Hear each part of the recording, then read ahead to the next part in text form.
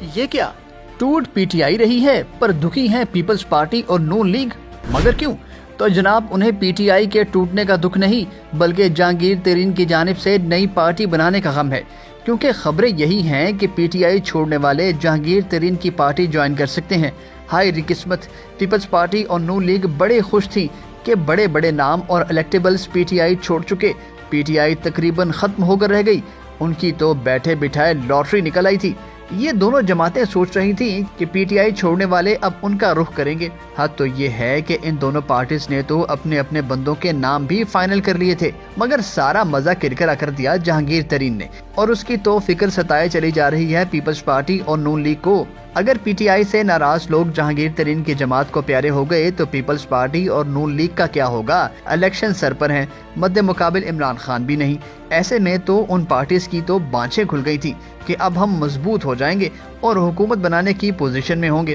پر اب ان کے مقابلے میں آ کھڑے ہوئے ہیں جہانگیر ترین۔ اگر وہ پی ٹی آئی چھوڑنے والوں کو لے اڑے تو یہ دونوں بڑی پارٹیاں بس ان کا منہ تکتی رہ جائیں گی اور کچھ نہیں کر پائیں گی، یعنی کھایا پیا کچھ نہیں، گلاس توڑا 12 آنے۔